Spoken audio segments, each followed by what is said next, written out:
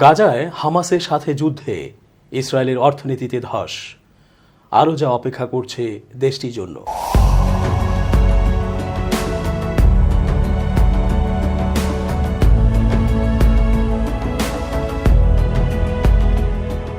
আসসালামু আলাইকুম সুপ্রিয় দর্শক, শুভেচ্ছা রইল। এস জে রতন স্বাগত জানাচ্ছি চেঞ্জ টিভি আন্তর্জাতিক চোখ অনুষ্ঠানে। এত অর্থ খরচ করে ইসরায়েল জেদ করে মানুষ হত্যার যুদ্ধ চালিয়ে যাচ্ছে। এর একটা খারাপ প্রভাব তো সে দেশের অর্থনীতিতে পড়বেই। এছাড়াও দেশটি বিশ্বের নানা দেশ থেকে নিষেধাজ্ঞাতেও পড়ছে, হুমকিও পেয়েছে বহু। খোদ যুক্তরাষ্ট্র ইসরায়েলের কয়েকটি সেনা কম্পাউন্ডকে নিষেধাজ্ঞা দেওয়ার কথা বলেছে, যদিও সবই কাগুজে এবং লোক দেখানো গর্জন। কারণ তারাই রাফাতে হামলা চালাতে বারণ করছে, আবার তারাই যুদ্ধাস্ত্র দিচ্ছে ইসরায়েলকে। ইসরায়েলের ইহুদিরা জানিয়েছে তাদের ধর্মে নির্বিচারে নিরপরাধ মানুষ হত্যা করা সমর্থন করে না। ফলে খোদ নেতানিয়াহুর প্রতি তারা নাখোশ এবং নেতানিয়াহু হামাসের হাতে জিম্মিদেরকেও ফেরত আনার কোনো লক্ষণ দেখাচ্ছেন না। ফলশ্রুতিতে দেশের মধ্যেই নেতানিয়াহুর জনসমর্থন কমছে। বিভিন্ন দেশে ইসরায়েলি পণ্য বয়কট তো চলমান আছেই, বিশ্ব বাণিজ্য তাদের হুমকির মুখে পড়েছে। এভাবেই আরও বহুবিধ ধস তাদের জন্য অপেক্ষা করছে। ব্লুমবার্গ প্রকাশিত এক প্রতিবেদনে বলা হয়েছে, 7 মাস ধরে গাজা উপত্যকায় চলমান যুদ্ধের কারণে ইসরায়েলি অর্থনীতির ক্ষতির পরিমাণ প্রায় 60 বিলিয়ন শেকেল, অর্থাৎ 16 বিলিয়ন মার্কিন ডলার। বৃহস্পতিবার ইসরায়েলের অর্থ মন্ত্রণালয় প্রকাশিত তথ্য অনুযায়ী 12 মাসে চলমান আর্থিক বাজেট ঘাটতি এপ্রিল পর্যন্ত মোট দেশজ উৎপাদনের প্রায় 7% উন্নীত হয়েছে। প্রকৃত আর্থিক ঘাটতি সরকারের অনুমানের চেয়ে বেশি, যা 2024 সালে 6.6% দাঁড়িয়েছে। পাশাপাশি গত বছরের একই সময়ের তুলনায় বছরের প্রথম 4 মাসে ব্যয় প্রায় 36% বৃদ্ধি পেয়েছে। ব্লুমবার্গের মতে ইসরায়েলি ব্যয়ের 1/3 প্রতিরক্ষা খাতে হয়ে থাকে। এছাড়া দেশটিতে কর প্রদানের হার হ্রাসের কারণে রাজস্ব 2.2% কমেছে। সংস্থাটি উল্লেখ করেছে, ইসরায়েল এই শতাব্দীতে তার সবচেয়ে বড় বাজেট ঘাটতির দিকে এগিয়ে যাচ্ছে। ইসরায়েলি কেন্দ্রীয় ব্যাংক আগে 2023 থেকে 2025 সময়কালে যুদ্ধের মোট ব্যয় প্রায় 64.4 বিলিয়ন ডলার অনুমান করেছিল। যুদ্ধের কারণে 2023 সালের শেষ ত্রৈমাসিকে ইসরায়েলি অর্থনীতি প্রত্যাশা চেয়ে বেশি সংকুচিত হয়েছে। গাজায় ইসরায়েলের যুদ্ধের কারণে ভোক্তা পর্যায়ে ব্যয়, রপ্তানি ও বিনিয়োগ প্রভাবিত হয়েছে। গাজায় ইসরায়েলি আগ্রাসনের বিরুদ্ধে বিভিন্ন দেশের বিশ্ববিদ্যালয়গুলোতে শুরু হওয়া ফিলিস্তিনপন্থী বিক্ষোভ অব্যাহত রয়েছে। যুক্তরাজ্যের অক্সফোর্ড বিশ্ববিদ্যালয়ে স্থানীয় সময় গত বৃহস্পতিবার গাজা যুদ্ধের প্রতিবাদে শত শত শিক্ষার্থী মিছিল করেন। এ সময় নিজেদের দাবি তুলে ধরেন শিক্ষার্থীরা। অক্সফোর্ড বিশ্ববিদ্যালয় ক্যাম্পাসের কাছে মুক্ত অঞ্চল নামে প্রতিবাদ শিবির স্থাপন করা হয়েছে। এছাড়া গত বুধবার বিক্ষোভকারী শিক্ষার্থীরা ভাইস চ্যান্সেলরের দৃষ্টি আকর্ষণের উদ্দেশ্যে বিশ্ববিদ্যালয়ে শেলডোনিয়ান থিয়েটারের গেটে নিজেদের দাবি দেওয়া সম্বলিত একটি তালিকা ঝুলিয়ে রাখেন। গাজায় ইসরায়েলি আগ্রাসনের বিরুদ্ধে প্রথমে যুক্তরাষ্ট্রের বিশ্ববিদ্যালয়গুলোতে বিক্ষোভ শুরু হয়। এই বিক্ষোভ পরে ছড়িয়ে পড়ে Germany, Canada, Australia, Ireland, Mexico ও সুইজারল্যান্ডে। বিক্ষোভ চলাকালে যুক্তরাষ্ট্রে ব্যাপক ধরপাকড় চলে বলে মার্কিন গণমাধ্যমের প্রতিবেদনে বলা হয়েছে। চলমান এই বিক্ষোভ ভিয়েতনাম যুদ্ধের প্রতিবাদে যুক্তরাষ্ট্র জুড়ে হওয়া ব্যাপক বিক্ষোভের কথা স্মরণ করিয়ে দিচ্ছে বলে এএফপির প্রতিবেদনে বলা হয়েছে। ইউরোপের কয়েকটি অভিজাত বিশ্ববিদ্যালয়ের শিক্ষার্থীরাও গাজায় সহিংসতার প্রতিবাদে ইসরায়েলি প্রতিষ্ঠানের সঙ্গে নিজ নিজ শিক্ষা প্রতিষ্ঠানের অংশীদারির অবসানের দাবিতে বিশ্ববিদ্যালয়ের হল এবং বিভিন্ন ভবন দখল করে নিয়েছেন। আমস্টারডাম বিশ্ববিদ্যালয়ে শিক্ষার্থীদের ওপর পুলিশকে লাঠি পেটা করতে দেখা গেছে। গত সপ্তাহে ফিলিস্তিনপন্থী বিক্ষোভকারী শিক্ষার্থীরা ম্যানচেস্টার, শেফিল্ড ও নিউ ক্যাসেলের পাশাপাশি ইউনিভার্সিটি অব লন্ডন সহ বিভিন্ন বিশ্ববিদ্যালয়ের ভবনের বাইরে তাঁবু স্থাপন করে অবস্থান কর্মসূচি পালন করছেন। এদিকে বিক্ষোভ মোকাবেলায় বিভিন্ন পদক্ষেপ নিয়ে আলোচনা করতে প্রধানমন্ত্রীর সঙ্গে সাক্ষাৎ করার কথা রয়েছে যুক্তরাজ্যের 17টি বিশ্ববিদ্যালয়ের নেতাদের। ফিলিস্তিনি সশস্ত্র গোষ্ঠী হামাসের স্বাধীনতাকামী সংগঠন ইজেদিন আল কাসাম ব্রিগেডস শনিবার গাজায় ফিলিস্তিনি যোদ্ধাদের হাতে জিম্মি এক ব্যক্তির একটি ভিডিও প্রকাশ করেছে। ফুটেজে ওই ব্যক্তিকে জীবিত দেখা গেছে। এএফপি প্রকাশিত এক প্রতিবেদন থেকে এ তথ্য জানা গেছে। প্রতিবেদনে বলা হয়েছে, প্রকাশিত 11 সেকেন্ডের ক্লিপে লোকটিকে কথা বলতে দেখা যায়, যা আরবি ও হিব্রুতে লেখা রয়েছে। তিনি বলেন, সময় ফুরিয়ে আসছে, আপনার সরকার মিথ্যা বলছে। গোষ্ঠীটির টেলিগ্রাম চ্যানেলে পোস্ট করা ভিডিওটিতে জিম্মিকে জোরে কথা বলতে দেখা যায়।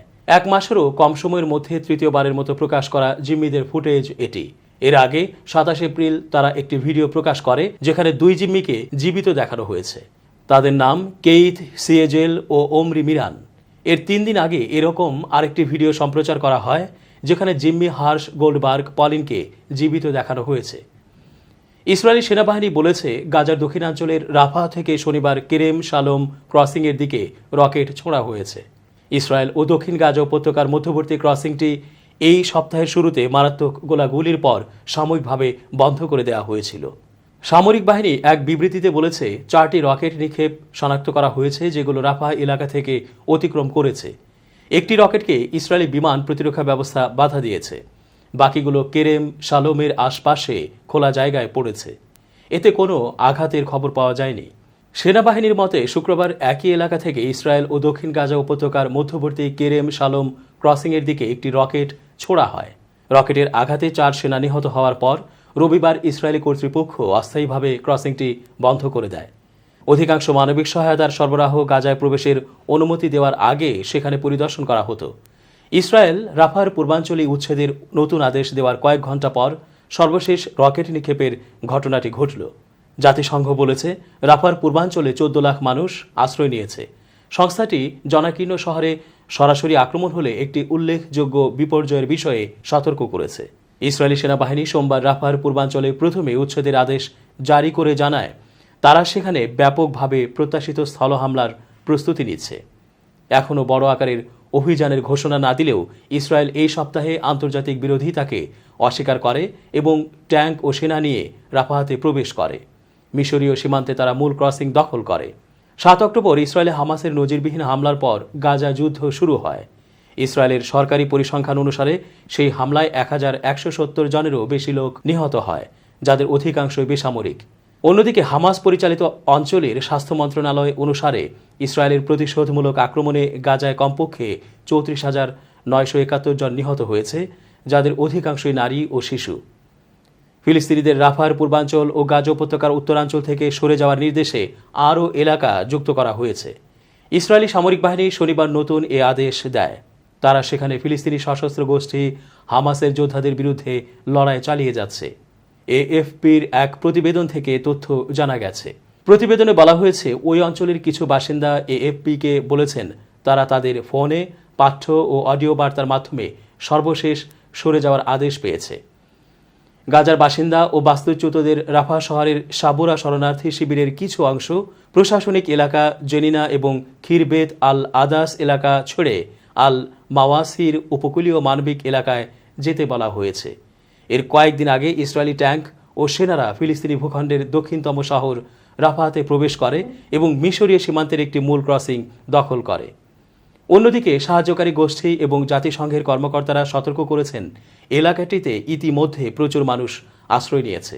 এখন নতুন করে লোকজনের আগমনের জন্য প্রস্তুত নয়। গণমাধ্যমটি আরও জানিয়েছে, ইসরায়েলের সামরিক মুখপাত্র আভিচায় আদ্রেই সামাজিক যোগাযোগ মাধ্যম এক্সে আরবি ভাষায় আদেশটি পোস্ট করে বলেছেন, এই অঞ্চলগুলো সাম্প্রতিক দিন ও সপ্তাহগুলোতে হামাসের তাদের ভাষায় সন্ত্রাসী কার্যকলাপের সাক্ষী ছিল। এছাড়া সামাজিক যোগাযোগ মাধ্যমে পোস্ট করা ছবিগুলোতে সর্বশেষ আদেশসহ লিফলেটগুলো দেখা যায়, যেগুলো ক্ষতিগ্রস্ত এলাকায় বিতরণ করা হয়েছে বলে সেনাবাহিনী এক বিবৃতিতে বলেছে। এছাড়া রাফার একটি হাসপাতালের পরিচালক সুহাইব আল হামস সাংবাদিকদের এক ভিডিও বার্তায় বলেছেন, দুঃখজনকভাবে কুয়েত স্পেশালিটি হাসপাতালটি এখন স্থানান্তরের হুমকির মধ্যে অন্তর্ভুক্ত করা হয়েছে। এই হাসপাতাল ছাড়া রোগী ও আহতদের যাওয়ার আর কোনো জায়গা নেই। তিনি চিকিৎসা সুবিধার জন্য অবিলম্বে আন্তর্জাতিক সুরক্ষার আহ্বান জানিয়েছেন। ফিলিস্তিনিদের সমর্থনের জন্য জাতিসংঘের সংস্থা UNRWA-X বলেছে, আমরা অত্যন্ত উদ্বিগ্ন যে উচ্ছেদের এই আদেশগুলো কেন্দ্রীয় রাফা ও জাবালিয়া উভয় দিকেই এসেছে। নতুন এ আদেশ গাজার দক্ষিণ ও উত্তরাঞ্চলের আরও 3 লাখ মানুষকে প্রভাবিত করবে বলেও সংস্থাটি উল্লেখ করেছে। এর আগে ইসরায়েলি সেনাবাহিনী সোমবার রাফার পূর্বাঞ্চলে স্থানান্তরের প্রথম আদেশ জারি করে বলেছিল, তারা ব্যাপকভাবে প্রত্যাশিত স্থল হামলার প্রস্তুতি নিচ্ছে। ইসরায়েলি কর্মকর্তারা বারবার রাফাতে স্থলসেনা পাঠানোর প্রতিশ্রুতি দিয়েছেন। সেখানে গাজার 24 লাখ মানুষ আশ্রয় নিয়েছে। ইসরায়েলের মতে দক্ষিণের এই শহরে হামাসের 4টি ব্যাটালিয়ন রয়েছে, যা ভেঙে ফেলা দরকার। আদ্রেই তার বিবৃতিতে জানান, উত্তর গাজার জাবালিয়া ও বেত লাহিয়ায়ও ফিলিস্তিনিদের সরিয়ে নেওয়ার আদেশ জারি করা হয়েছে, যে অঞ্চলগুলো 7 মাসের যুদ্ধের প্রাথমিক পর্যায়ে তীব্র লড়াই দেখেছে। তিনি বলেন, আপনি একটি বিপজ্জনক যুদ্ধ অঞ্চলে আছেন। হামাস এলাকায় তাদের সক্ষমতা পুনর্গঠনের চেষ্টা করছে, তাই আইডিএফ সেনা এলাকায় তাদের ভাষায় সন্ত্রাসী সংগঠনের বিরুদ্ধে ব্যাপক শক্তি নিয়ে কাজ করবে। উল্লেখ্য, 27 অক্টোবর স্থল অভিযান শুরুর পর থেকে ইসরায়েলি বাহিনী বারবার জাবালিয়া ও বেইত লাহিয়া পাশাপাশি উত্তর গাজার অন্যান্য অংশকে লক্ষ্যবস্তু করেছে। 7 অক্টোবর ইসরায়েলে হামাসের নজিরবিহীন হামলার পর গাজা যুদ্ধ শুরু হয়। ইসরায়েলের সরকারি পরিসংখ্যানের উপর ভিত্তি করে এএফপির সমীক্ষা অনুসারে সেই হামলায় 1170 জনেরও বেশি লোক নিহত হয়, যাদের অধিকাংশই বেসামরিক। অন্যদিকে হামাস পরিচালিত অঞ্চলের স্বাস্থ্য মন্ত্রণালয় অনুসারে ইসরায়েলের প্রতিশোধমূলক আক্রমণে 11 মে সকাল পর্যন্ত গাজায় কমপক্ষে 34,943 জন নিহত হয়েছে, যাদের অধিকাংশই নারী ও শিশু। দর্শক, আজ এখানেই শেষ করছি। ভালো থাকুন।